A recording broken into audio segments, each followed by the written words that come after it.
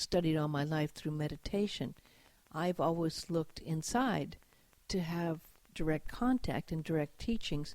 And it's a lifelong work because you have to make sure you filter out your mind, your personality. I think whenever we're channeling, and I don't even like to use that word, but whenever you're allowing messages to come through, there's a chance that you're going to color. We each have vibrations and energy, and we get attracted to the vibration and energy, and we will all be different colors of a rainbow in what comes through us. But for me, that vibration is to be embodied, that we are a chalice as Mary was a chalice, that we are a vessel as Mary was a vessel, but most of us don't feel worthy to believe that. And I've gone through a process of studying this for a couple of years with Mary's help. I created the last CD I did, which was really guided through Mary and St. Hildegard of Bingen to speak out for women. And it was called Arise Above Abuse, because it wasn't until I found that strength and love and compassion and forgiveness of Mary that I was able to really see the hidden and the shadow side of myself that was ready to come out and be released, because Mary's compassion and understanding gives you the strength to be able to embrace all of yourself so you can be a clear vessel. And I know you've gone through similar things. And, as one who's been blessed to serve in ministry and through all of the different ways that we are waking up, our worthiness issue, and I speak for myself, I would say it's one of the most universal lies that humankind has bought into. I'm not sure the millennials have bought into it. Has anybody paid attention? These guys are living life in the fast lane, and they're not waiting for rules. They're not waiting for someone to give them permission. We, about 8 years ago, brought together a young group of millennials, or younger, actually, from 18 to 23 that were activists. Some of them had parents who had been really active in spiritual or social activism music movements. And so we were meeting to plan how we could integrate them, how we could, set up a program and make it meaningful. By the time we got together at 10 in the morning, they had all interconnected. They already had 2 events planned. They had already been on each other's networks, and they were done. I mean, done with planning, because they had to live the day. There was a beach, and when it was time, they showed up, which meant when there was a place to feed the homeless, they all went and they all promoted it. And when somebody else had another project, they were on it.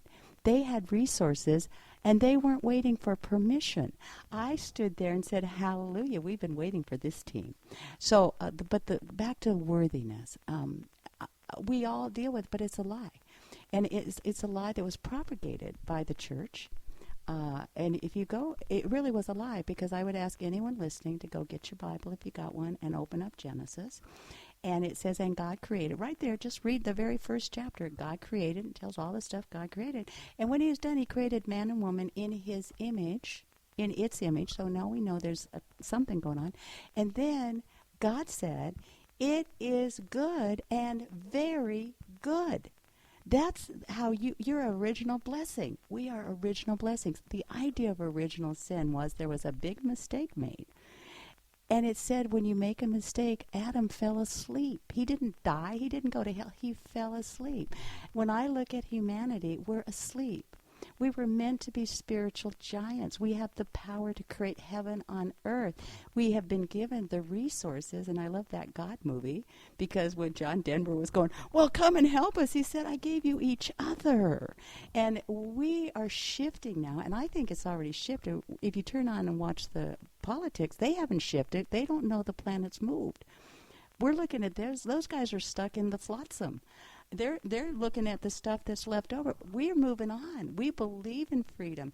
All over the world, people are waking up. And if we're back to the mother or the mother's love, of course she's moving. But back to that worthiness. I hope everybody that still has it, because we can run up against it, just goes read the book of Genesis and then get a good friend to look you in the eyes and let her be the mother. I'm looking right in Cindy's eyes right now, and I'm saying, child of God, I've sent you here to be the light of the world. Set something on fire and let's get started.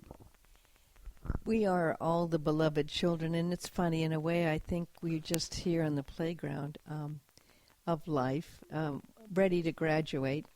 When we're ready, we learn the lessons. And as you said, in our relationships, in our meditations, in our encounters, we have a chance to learn from even those we call our enemies. We can learn our best lessons and sometimes hardest lessons. And through the pain and suffering, that's when you find people going and looking for answers and praying the most. And that's when you see the people lighting a candle in a church, going and praying, opening up their heart and saying, there's got to be some miracle waiting here.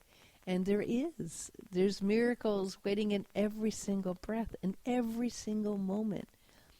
When I saw a vision of Mary, when this began, I was doing a Mary retreat, a self-retreat, and I had the vision of this beautiful, blessed energy of the Mother in a form that was wearing a crown of true stars, living stars, not like you see in the paintings, but these were stars that were surrounding her. I mean, if you can imagine stars you see in this universe just actually surrounding her head, purposeful stars representing the different energies.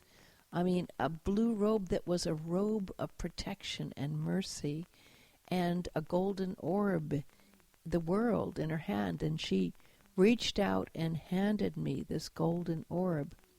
Little did I know, I actually went and Googled Golden Orb Mary, and this was also a vision that Catherine Lebeau had. And so at that point I began going, okay, I've never really been a Mary advocate. I'm always always loved the paintings, but I realized I had this relationship, and that's when, everything started coming through.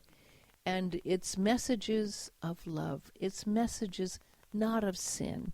It's not messages of you're a bad person, you're an evil person. It's messages of you're a beloved child of God, that you are perfect, you are loved, you are safe, you are protected, and that I am here with you always. And I wrote this about the robe. Mary wore a robe of blue, as we, as disciples, can do. It's a holy energy, an etheric protective quality. As a servant of her great love, the one who delivers us to grace, we can live a better life to help overcome our fellow humans' plight. Mary wore a robe of blue, as we, her servants, can do, for we are in tune with her divine energy and embrace the truth to set us free. Mary wore a robe of blue. It's a protective cloak divine that dresses her with the beauty given by God and holds a blessing for all mankind. And if we feel worthy, we certainly can accept this plan. For Mary wore a robe of blue. We can live and help in any way that we can to serve our fellow humans. We can be disciples of her love. And we can have compassion and grace and see God in each other and the world. We can see all the children of God who are in such need of this love and can be served and saved by the Spirit of the Holy Ones.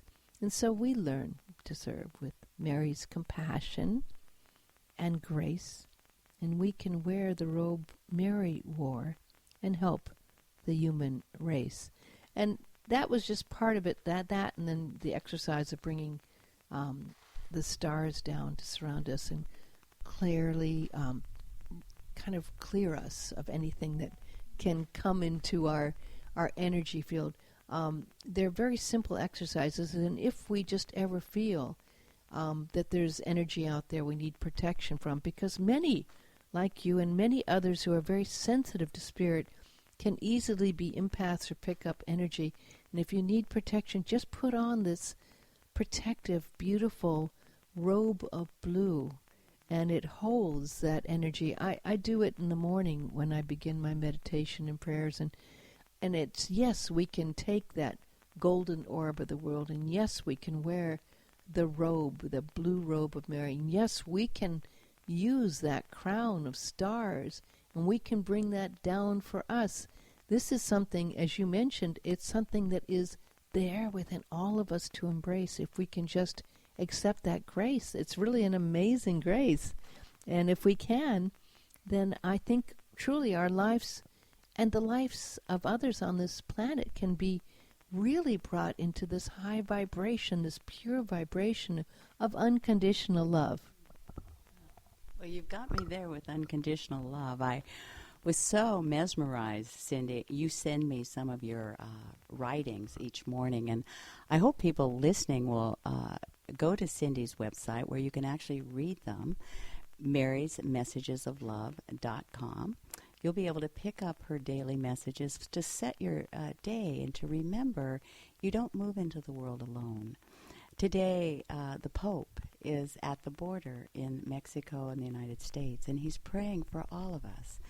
And he's reminding us that a border, while it may have legal ramifications which we choose to respect and honor, we are one people and it's one planet. He's really calling on the Mother herself, Cindy. I feel when I watched his Christmas Eve, which I've never done, I'm not Catholic, but I watched his Christmas Eve service and his devotion to the Mother, which is evident. He just prays all the time.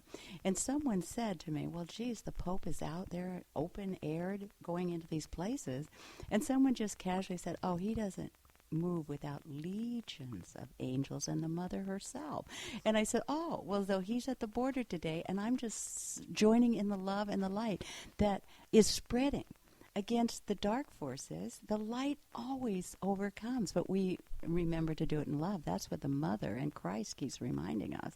He said, pray for your enemies. Do good to them. Bless those who harm you and hurt you. That's Jesus. So if you're calling yourself a Christian, you need to read the New Testament. There's no eye for an eye. He said, you've heard that, but I tell you different.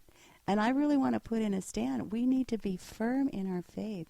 If you're calling yourself a Christian and you're calling for eye, you need to talk to your baby brother or your big brother Jesus, because he's got something to tell you. And maybe the Mother will tell you too. There's this beautiful picture I found. It was a card I picked up in one of the churches in Europe, and it had a picture, a beautiful picture of Mary untying these knots, and it's called Mary Untier of Knots, and this is one that actually I think I saw a duplicate. The original is in St. Maybe I got it in St. Peter's Cathedral, and that is one prayer he did write. And thank God for I just think St. Francis and is that taught that with the equality of Clare, and I know Pope Francis is influenced by that as well. And we're seeing that love come through so beautifully through him. And really so many beautiful changes happening. I'm very grateful for how he is inspiring so many. And there's so much work to be done, but it's all done with grace and with blessings of love. And the blessings are unlimited. We are so completely able to receive unlimited blessings. All you need to do is be open. And it is a continual process. I say all you need to do.